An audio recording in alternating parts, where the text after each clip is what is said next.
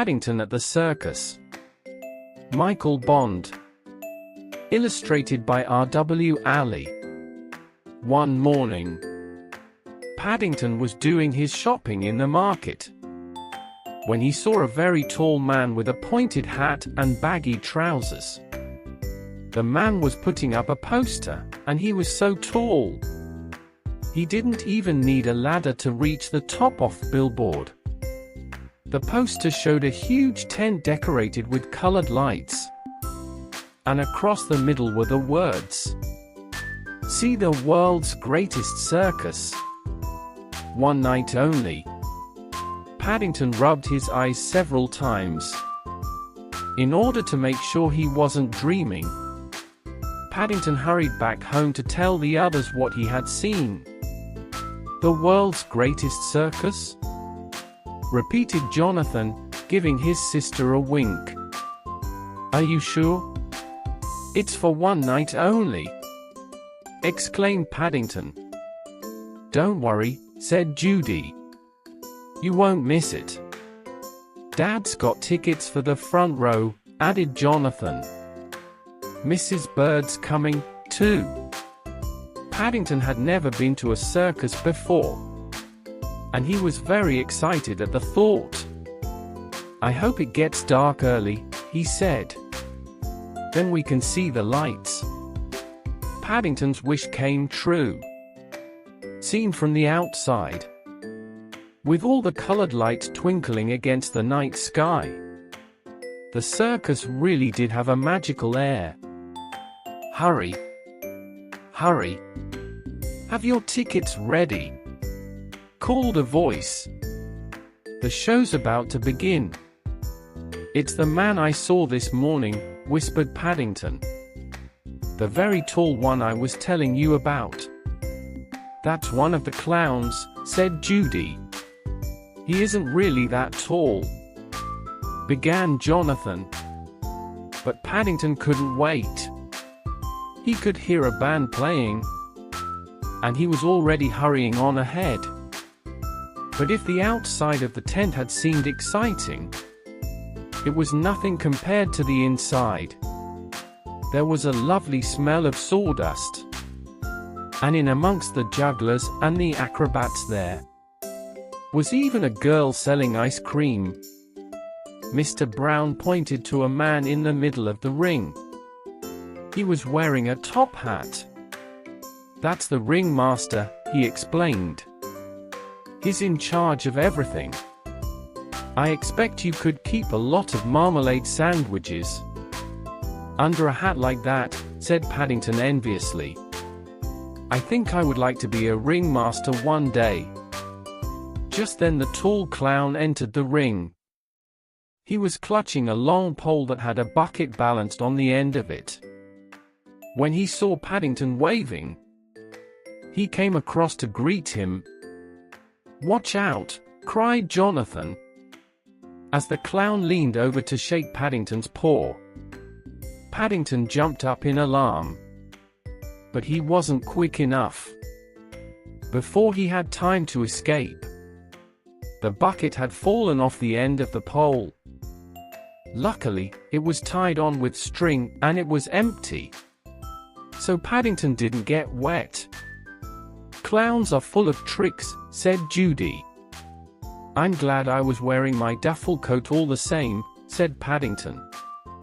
"Someone might have put water in the bucket by mistake.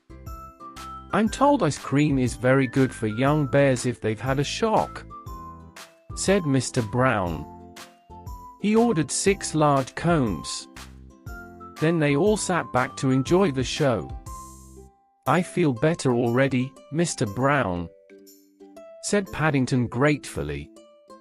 Paddington had hardly started on his ice cream when he had yet another shock.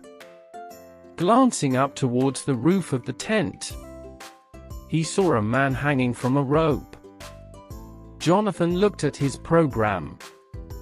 "That must be one of the popular prizes," he said. "They're trapeze artists." "Don't worry," called Paddington. "I'm coming. Bears are good at climbing." Before the others could stop him, Paddington was halfway up the nearest tent pole. Climbing the pole and carrying an ice cream at the same time wasn't easy, and the audience gave a round of applause. When he reached the safety of a small platform near the top, Paddington was about to take a bow, when to his surprise, he saw a man coming towards him on a bicycle. "I don't think you're supposed to bring your bicycle up here, Mr. Price," he exclaimed. "Look out!" shouted the man, frantically ringing his bell. "I can't stop." "Hold on," called his partner. In the confusion, Paddington didn't know which to do first, so he grabbed hold of a nearby bar.